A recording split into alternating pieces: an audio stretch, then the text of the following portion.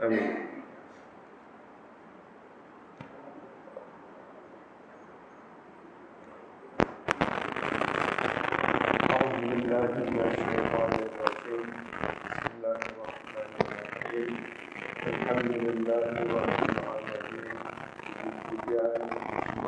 Untuk Allah Tuhan alam ini, wabihi nasta'in, kepadanya lah kita minta segala pertolongan.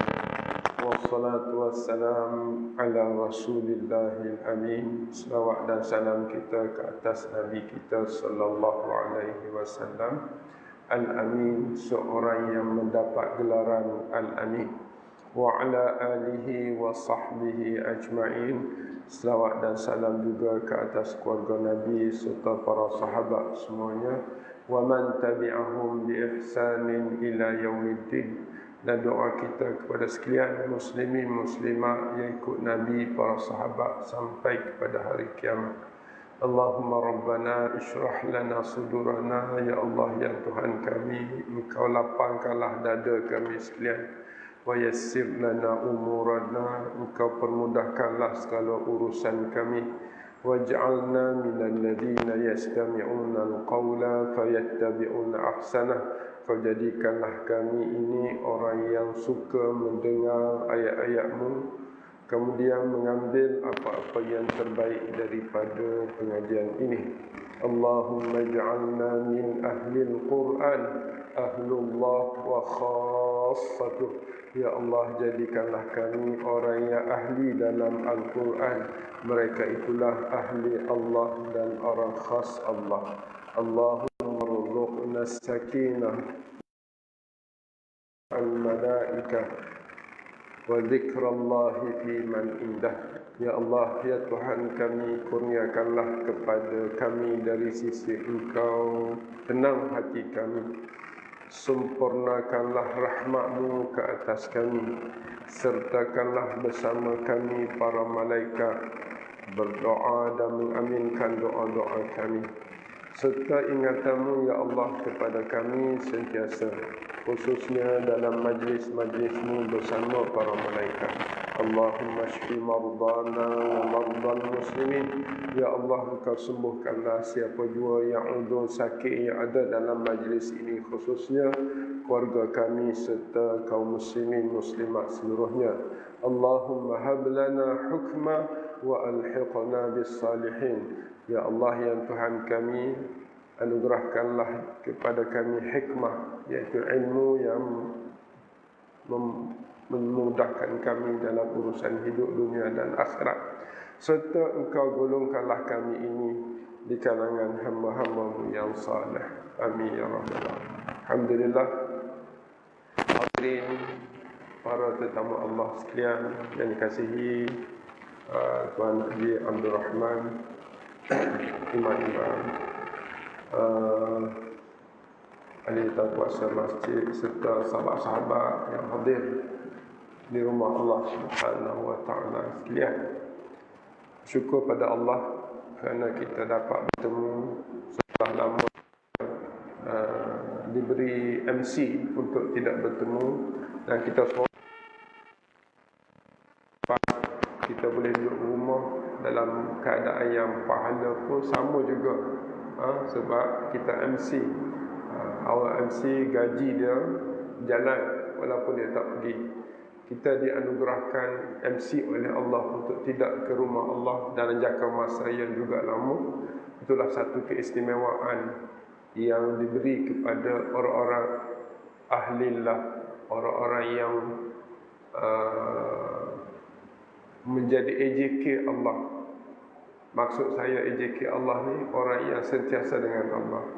Mereka itu biasanya AJK Allah ni dia tidak boleh berpisah dengan Quran. Ahlul Quran, ahlullah wa khassatuh. Ahli Al-Quran ini ahli Allah, sebab dia sentiasa bercakap dengan Allah melalui kalam Allah, iaitu Quran. Dia orang yang ahli. Macam kita kata kita keluarga, kita ahli keluarga kita. Maknanya kita tidak boleh berpisah dengan keluarga kita.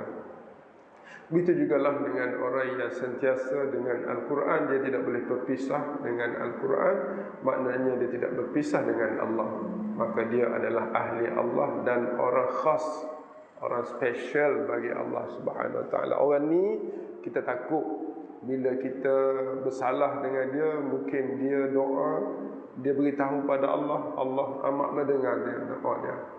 Takutlah kepada ahli Allah, iaitu orang yang sentiasa mendampingi Al-Quran dan juga solat yang sempurna. Tuan-tuan dan rahmati Allah, pada pagi yang mulia ini saya nak bincang dengan hadirin intipati Fatihah sebagai ulang kaji laku.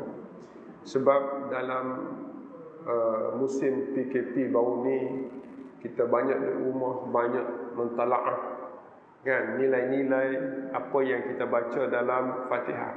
Jadi sekadar nak kongsi pada pagi ini, mudah-mudahan dapat kita amalkan terus dalam hidup kita. Dari sudut tadi kita kata kita baca Quran, kita adalah berdialog, bercakap dengan Allah. Kita menjadi sebahagian daripada tetamu Allah, orang yang ahli di dalam grup Allah.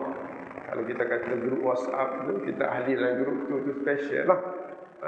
Kalau kita ahli dengan keluarga kita, okey, kita ada grup lain ahli dengan AJK, grup lain ahli dengan menteri-menteri. Oh, hebat. Jarang orang boleh educate grup menteri-menteri.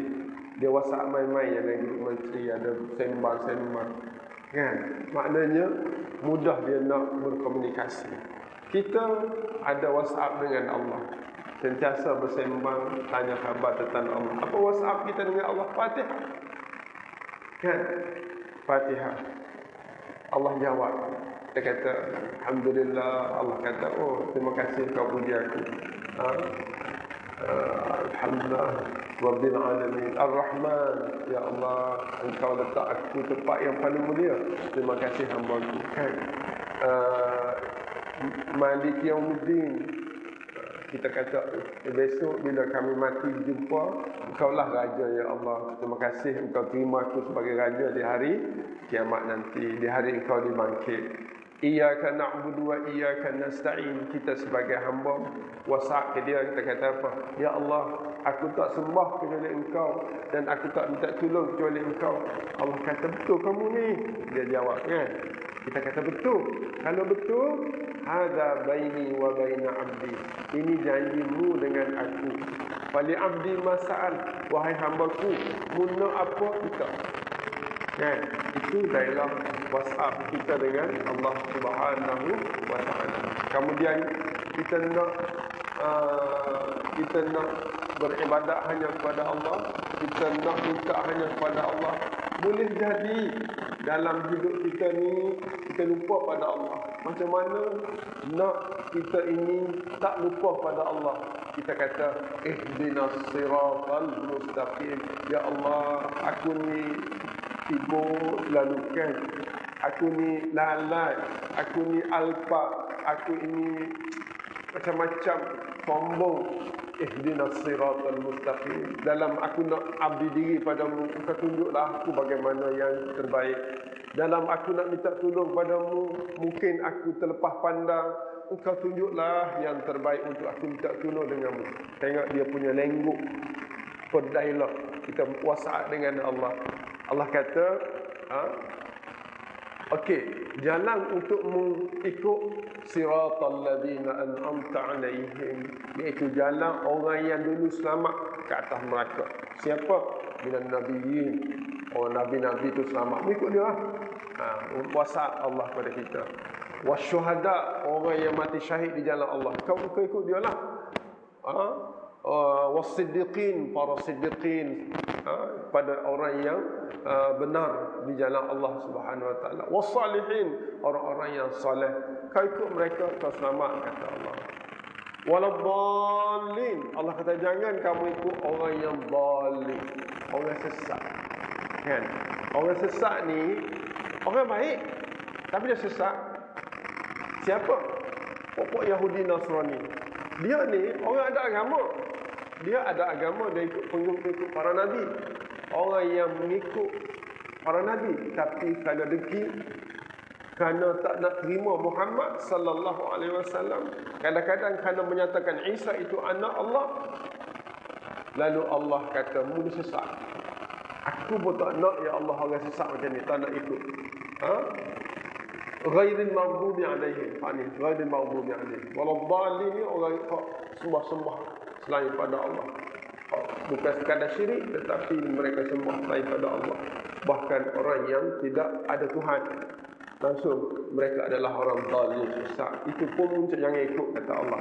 Okey ya Allah. Kita jawab okey, alhamdulillah, amin, berhasillah. Itu dialog kita dengan Allah. Cuma ini biasa, saya tak nak sebut yang ni biasa dah kita bicara. Cuma anda nak sebut tinggi sikit dalam baca Fatihah, kan? Tinggi sikit macam mana? Okey, bismillahirrahmanirrahim. Kita baca Fatihah, kita mula dengan a'udzubillah. Kita tak nak syaitan tu masuk dan mengacau kita dalam kita nak cakap dengan Allah. Kita baca a'udzubillahi minasyaitanirrajim. Pegang tak? Aku ya Allah, aku nak minta Engkau jauhkan syaitan yang direjam itu daripada mengacau aku. Allah akan terima.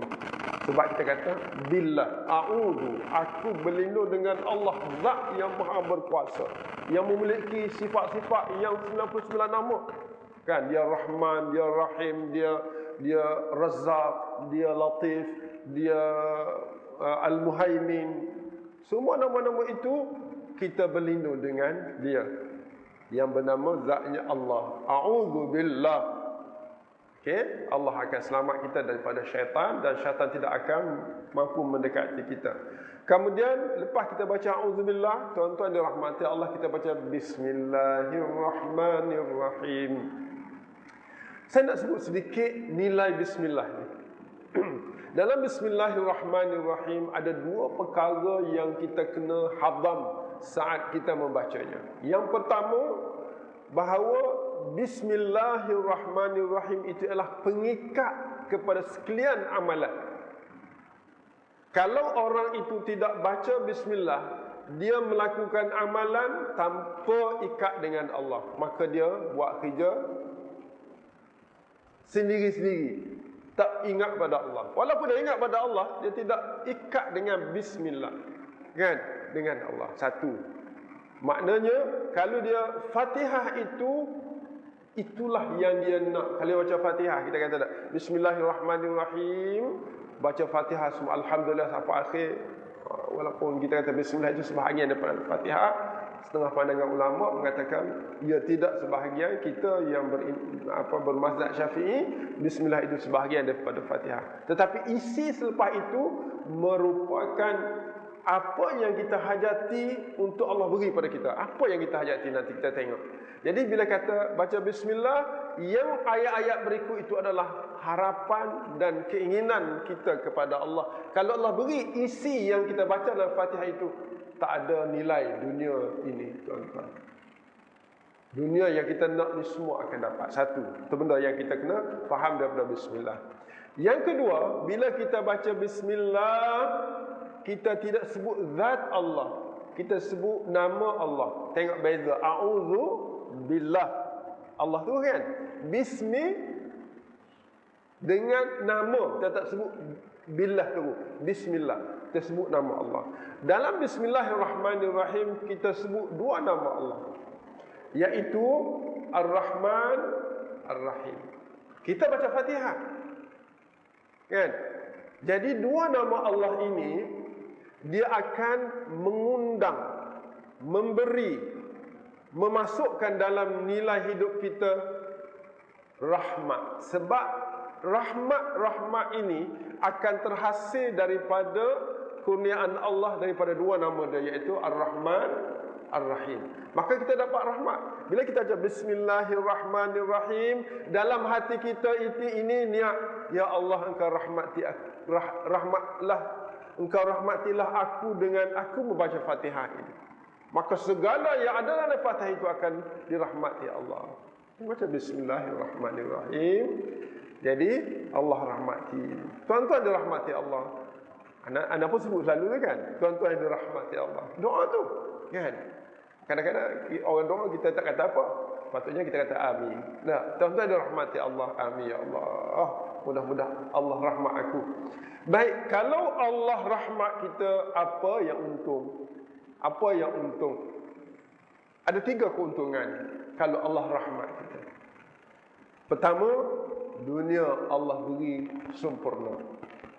Yang kedua, akhirat Allah redha dan Allah bagi syurga. Yang ketiga, musibah Allah pelihara. Bila kita nak keluar rumah, tuan-tuan, kita baca apa? Kita baca bismillah, tawakkaltu 'ala Allah, wala haula wala quwwata illa billahil aliyyil azim. Dengan nama Allah. Kita tak sebut bismillahirrahmanirrahim, bismillah, dengan nama Allah. Semua nama-nama Allah kita ikatkan hidup kita masa kita nak keluar. Lepas tu makna Allah Rahman Rahim Razzaq semua sekali Al-Qawiyyu semua sekali. Kemudian kita kata tawakkaltu 'ala Allah, aku telah ikhtiar bawa sejadah, pakai mask kan, guna semua sekali ni, tawakkaltu 'ala Allah, aku serahlah padamu ya Allah kan. Tawakal tu ni kita tidak akan kata kalau kita tidak ikhtiar. Contoh, kalau orang buat syarat nak bagi masjid kena pakai mask, kena pakai ni kan, jadi kita pun rasa nak tawakal lah, tak nak pakai. Tak, pakai dan buat ini baru dikira tawakal. Kalau tak buat, sedangkan orang buat syarat, kita tak pakai, itu tidak tawakal namanya. Betul tak? Kan? Tawakal ini setelah berikhtiar. Kalau tidak ikhtiar langsung, tidak nama tawakal. Kita nak makan, kan? Nak dapat rezeki, kena usaha, baru serah pada Allah. Tapi duduk rumah tak kerja. Kenapa tak kerja? Tawakal je lah.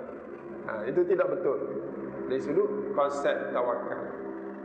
Macam kita keluar rumah baca doa kan, itu pun dah tawakal lah, kita baca doa.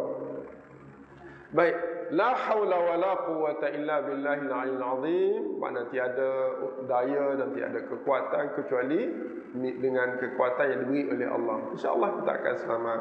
Kita baca juga doa bismillahilladzi la yadurru ma'asmihi syai'un fil ardi wala fis sama' wa huwas sami'ul alim, dengan nama Allah yang nama ini, dengan nama Allah yang tidak boleh memudarat apapun yang ada di langit dan apapun yang ada di bumi.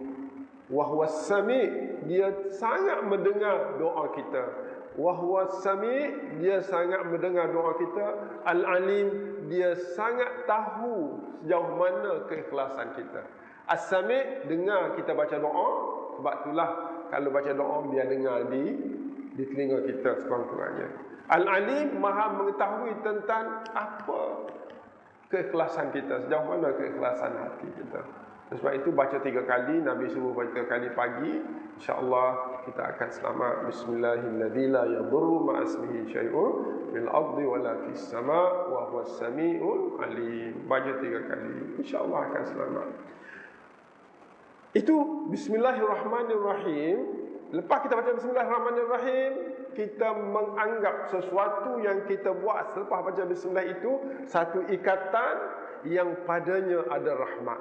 Bila kita dapat rahmat, kita akan dapat kebaikan dunia, kebaikan akhirat, dan dijauhkan musibah. Itu yang saya dapat daripada banyak-banyak pandangan ulama. Oleh sebab itu jangan lupa baca bismillah. Kalau kita baca bismillah nak minum, air ini jadi rahmat, maka air ini akan memberi kebaikan dunia, akhirat, dan Allah menjauhkan penyakit daripada kita.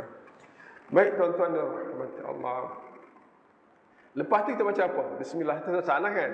Untuk apa-apa boleh. Tapi kita nak kait dalam apa gini untuk Fatihah. Lepas kita baca Bismillahirrahmanirrahim, kita baca Alhamdulillahi Rabbil Alamin. Segala kita terima apa? Alhamdulillah. Alhamdu, puji-pujian itu. Kita kata terima kasih lillah. Terima kasih mak lillah. Terima kasih Allah memang lillah. Terima kasih, pujilah kepada sesiapa itu mesti kerana Allah. Okey. Apa makna Alhamdulillahirabbil alamin? Terima kasih. Okey, terima kasih kepada Allah. Saya jumpa dalam musim Covid ni duk baca-baca, jumpa orang yang menyebut alhamdulillah sedangkan dia tidak taat kepada Allah. Adakah memberi erti alhamdulillah? Kata ulama tak. Tak ada nilai alhamdulillah bagi orang yang tidak sujud kepada Allah. Begitu juga tidak ada nilai alhamdulillah bagi orang yang tidak halang diri dia daripada melakukan larangan Allah. Oh, berat juga tak? Alhamdulillah. Apa khabar alhamdulillah? Mayan tak? Tak boleh. Boleh. Tapi nilai itu, kita nak nilai itu. Kita kata alhamdulillah ni kita jadi baik, kita jadi Tuhan suka. Nah, tapi bila kita kata alhamdulillah, tidak ada nilai pada kehidupan kita. Tak guna.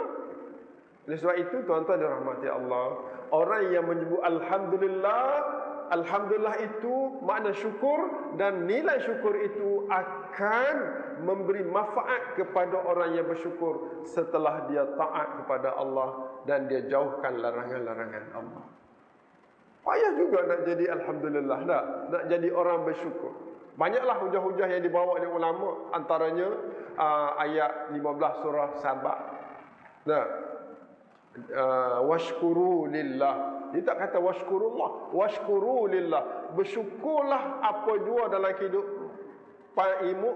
kehidupan kamu lillah, semata-mata mencari redha Allah. Jadi nak macam redha macam mana kalau kita tidak taat pada dia? Redha macam mana kalau kita langgar larangan dia? Oleh sebab itu, orang yang menyebut alhamdulillahirabbil alamin, orang itu akan senyum bahagia sempurna bila mana dia telah melaksanakan perintah Allah. Baik. Kemudian dia pergi pada ayat yang berikut. Ayat berapa?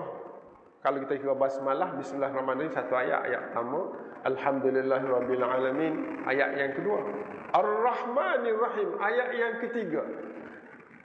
Ar-Rahman, ulang balik nama Allah. Ar-Rahman, nama Allah. Ar-Rahim, nama Allah. Kita sama juga, kita akan dapat rahmat daripada Allah. Orang yang sebut alhamdulillah dalam keadaan taat kepada Allah, dalam keadaan dia jauhkan diri daripada larangan Allah, lalu dia sebut Ar-Rahmanir-Rahim, dia mengatakan Allah itu pemurah lagi penyayang, maka tercantumlah di dalamnya rahmat Allah. Maka orang yang menyebut alhamdulillah, dia kemudian dia sebut Ar-Rahmanir-Rahim, dia dijaga Allah dalam tiga situasi tadi. Pertama, dunia Allah jaga, akhirat Allah redha dan syurga, dan musibah yang kita hadapi ini dijauhkan oleh Allah keburukannya. Cuba kita lihat kehidupan di zaman PKP ini. Bagi orang mukmin tidak ada keburukan. Apa keburukan pada orang mukmin? Kan? Cikgu-cikgu tak payah pergi kerja. Pensyarah-pensyarah online di rumah. Boleh balik Kelantan seminggu. Kau tak mengajar kau balik? Mengajar. Bila? Ni. Duk mengajar kat Bacok. Duk mengajar kat Kota Baru. Duk dah mengajar dalam kereta. Monok. Rahmat PKP bagi manusia. Bagi orang kerja biasa, online di rumah, kan? Tak payah kerja pun tak apa. Kalau tak kerja, nak makan apa? InsyaAllah Allah akan dorongkan jalan-jalan kepada orang yang bertakwa.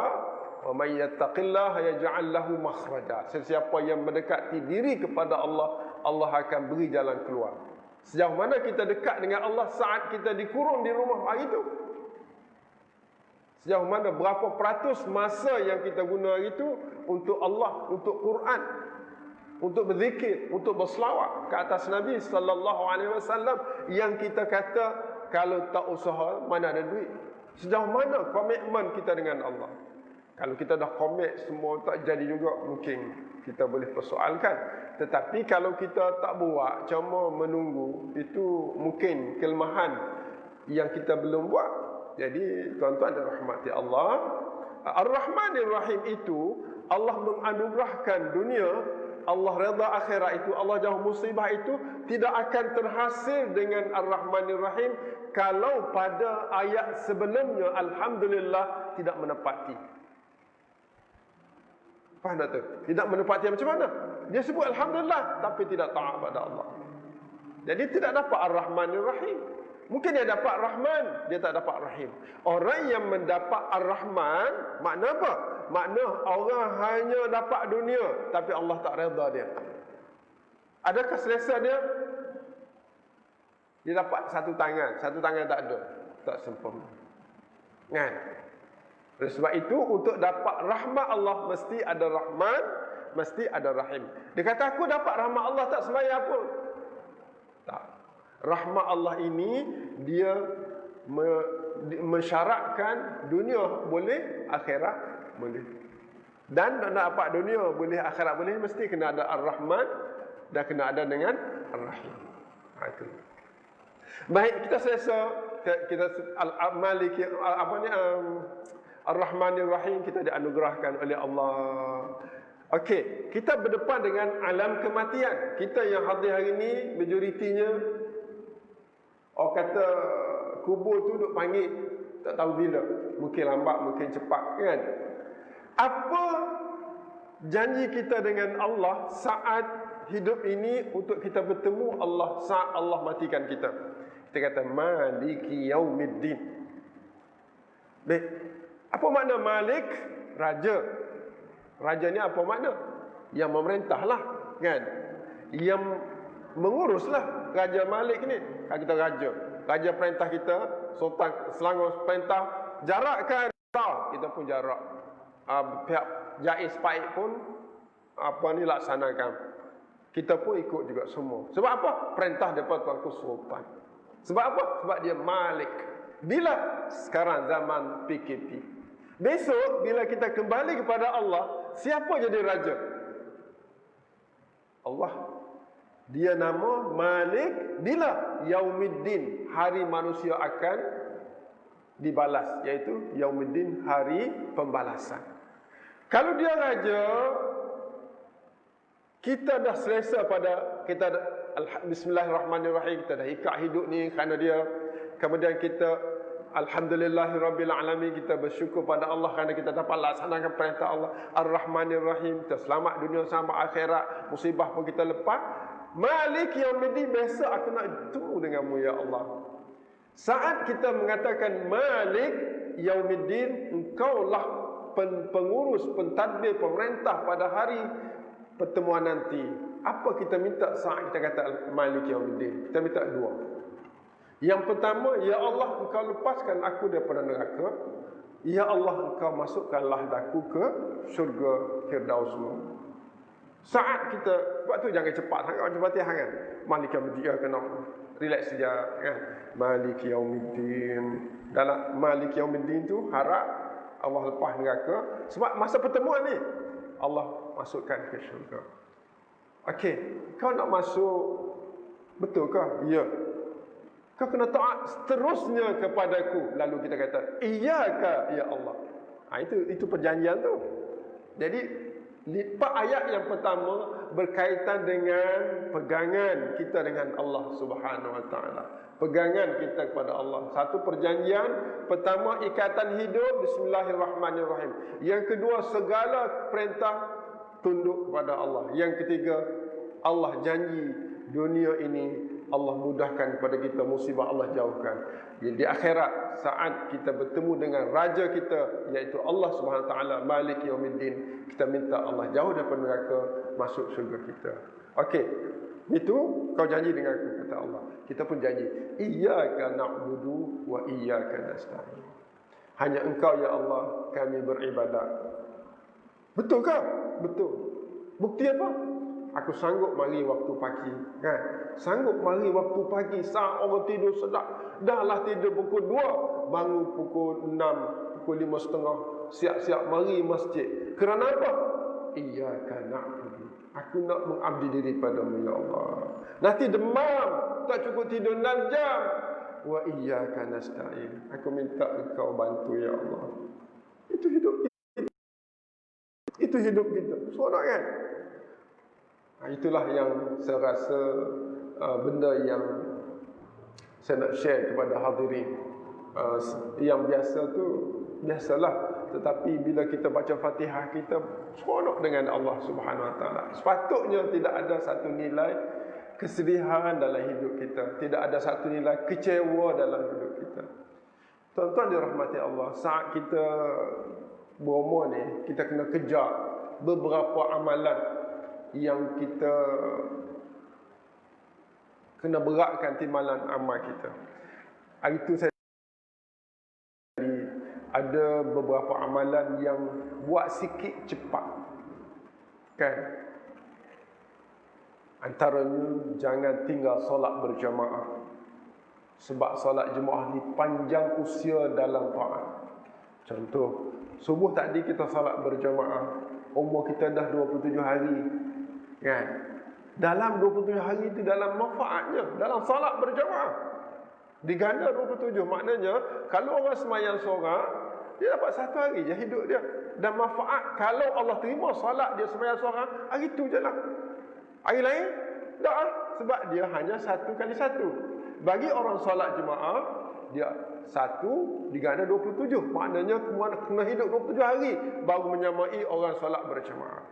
Tuan-tuan dan rahmatiah, saya nak share satu hadis Nabi sallallahu alaihi wasallam berkaitan dengan kesusahan nak mari jemaah hari ni, kan? Bala semua kita dengan jemaah, siap ke jemaah, dah siap ke pergi ke masjid. Kena marah tak tiap kali Jumaat nak mari masjid. Saya tengok hari tu nak lepas di Masjid Syakirin, saya pergi, saya tengok orang panjang, orang azan. Kata tunggu kejap, dia ada masuk. Sampai habis azan makin mari orang. Tutup pintu, terus tutup gate. Kenapa tutup gate? Saya tak tugas, dia yang tugas, kan? Nazir dia tengok je.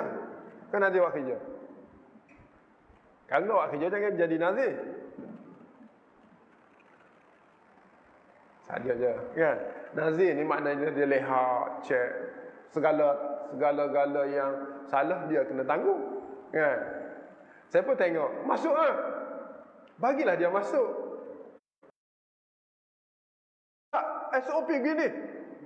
PJK marah kau Ustaz. Okey. Sebab saya suruh dia buat kerja, saya tak boleh marah kat dia. Sebab dia dah jadi buah masa tu, bukan Nazir lagi. Sebab petugas, dia ketua petugas. Saya kata okey, itu. Jadi orang tu nak marah, sumpah tak apa, sebab itu SOP yang dibuat oleh Jais, kita kena follow. Lepas tu dia marah kerana tak boleh mari masjid. Kata lain kali lepas pada kuliah, lepas pada jemaah, saya kata kepada jemaah yang sebelum doa saya sebut, kata tuan-tuan, masjid kita ada masih luas lagi dan kita boleh hafal tikar sejadah di luar tu kalau mari awal. Sebab syarat sekarang ni seluas masjid, seluas mana masjid boleh tapung, boleh marilah. Jadi luar kat letak selipar tu masjid lagi, boleh letak, kan, tikar untuk solat. Tapi mari lewat sangat, lepas azan pertama baru mari, tak boleh, itu syarat. Polis pun ada dan orang Jais pun ada. Jadi bukan kita takut kat dia, mana kita sama-sama bertanggungjawab. Jadi tak boleh perang, kan? Saya nak cerita gini.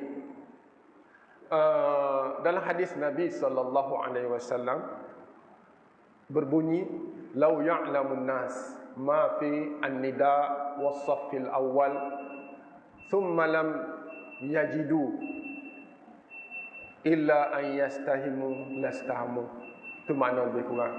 Dia kata kalau orang ramai ni retilah nilai azan itu dan reti nilai solat di sah-sah yang awal-awal ini, kemudian dia tak boleh nak buat, tak boleh mari masjid, Dan tak boleh nak dapat sahawah kecuali dia kena bayar saham.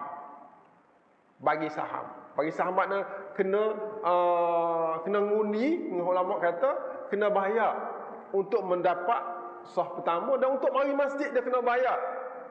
Lastahamu, pasti wajib dia akan bayar, kerana nilai untuk solat berjemaah ini 27 kali ganda, dan nilai mari ke masjid ini gugur dosa-dosa, nilai mari ke masjid diangkat darajat di sisi Allah Subhanahu Wa Taala. Kalau orang tahu nilai ni, kalau terpaksa kena bayar untuk mari masjid, pasti dia bayar. Kalau terpaksa kena mengundi untuk mari masjid, pasti dia mengundi. Gak hari tu masa 40 orang kita nak mari masjid, kita masjid tak terlibat lah kan, masa 40 setengah masjid terlibat 40, mengundi nak mari masjid, kena masuk, kena isi borang. Kita malah isi borang, tak boleh. Sebab itu kata-kata Nabi sallallahu alaihi wasallam. Bagi saya, untuk mengikuti syarat-syarat yang diberi oleh Jaiz Maiz ni, untuk kita mari masjid kena jarak kan, semua sekali ni cukup ringan dan simple sahaja, berbanding dengan kalau Allah minta suruh bayar, memang berat. Itu pun bagi orang yang kenal akhirat, dia bayar demi untuk hadir ke rumah Allah Subhanahu wa Ta'ala. Jadi saya nak sebut sama-samalah kita sampai menyampaikan supaya kita bersabar dengan ujian yang begini. Kalau disyaratkan pakai, kita pakai. Disyaratkan bawa sejadah, kita bawa sejadah. Tak logik lah. Logik tak logik itu hal lain. Ikhtiar telah kita lakukan, serahlah kepada Allah Subhanahu wa Ta'ala. Gitu.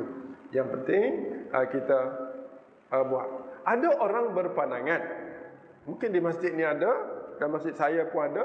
Saya tengok satu orang sampai masjid, saya masuk masjid, dia keluar masjid. Kenapa keluar masjid? Dia kata masjid tak ikut sunnah. Masjid tak ikut sunnah. Apa yang masjid tak ikut sunnah? Dia kata sunnah Nabi kena rapat masjid jauh-jauh. Saya tak boleh semayang dengan tak ikut sunnah. Okey, sampai bila? Tak boleh nak semayang? Sampai rapat. Okey. Ni siapa buat keputusan ni? Engkau ke orang yang berilmu? Ada? Kita jawab kan? Yang buat keputusan ni ulama. Ulama dia tengok pada Quran, tengok pada hadis Nabi, tengok pada keadaan penyakit.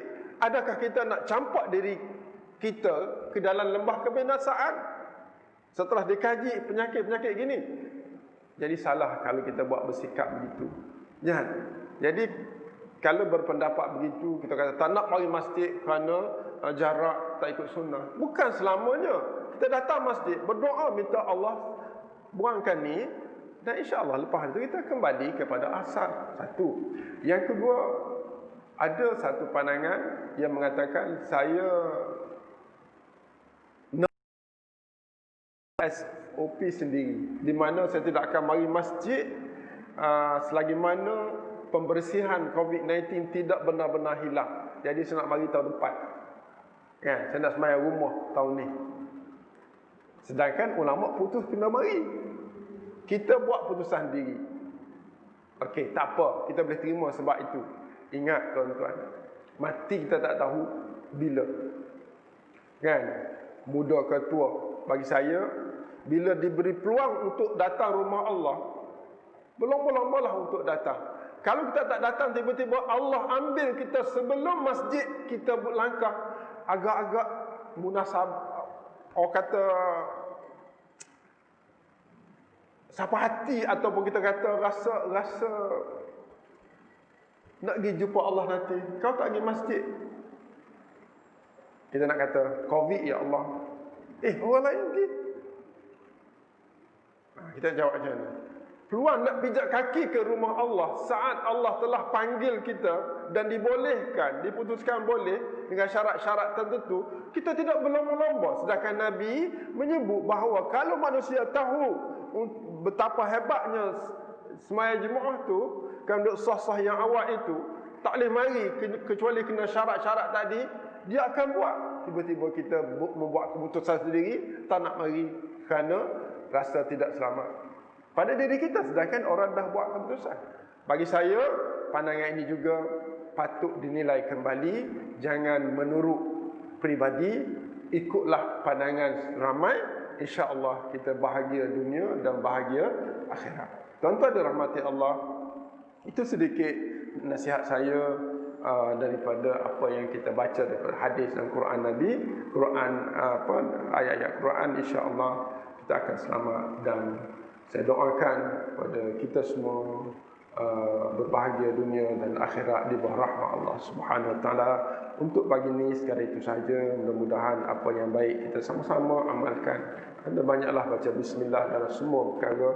InsyaAllah Allah rahmati kita, Allah jauhkan kita daripada musibah, Allah beri apa yang patut kita dapat di dunia, dan bila kita jumpa Allah, Allah Malik Yaumiddin, dia akan selamatkan kita daripada neraka Allah, dan dia akan masukkan dalam syurga.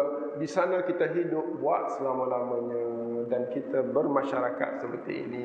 Salamun hiya hatta da'wahum fiha salam. Pertemuan sesama ahli syurga adalah ucapan Assalamualaikum warahmatullahi. Jadi sekadar itu saja. Aku qouli hadza, astaghfirullahal azim li wa lakum. Subhanakallahumma bihamdika asyhadu an la ilaha illa anta astaghfiruka wa atubu ilaik. Subhanakallahumma bihamdika asyhadu an la ilaha illa anta astaghfiruka wa atubu ilaik. Subhanakallahumma bihamdika asyhadu an la ilaha illa anta astaghfiruka wa atubu ilaik. Bismillahirrahmanirrahim. Wal 'asri innal insana lafi khusr illa alladhina amanu wa 'amilus shalihat wa tawassaw bil haqqi wa tawassaw bis sabr.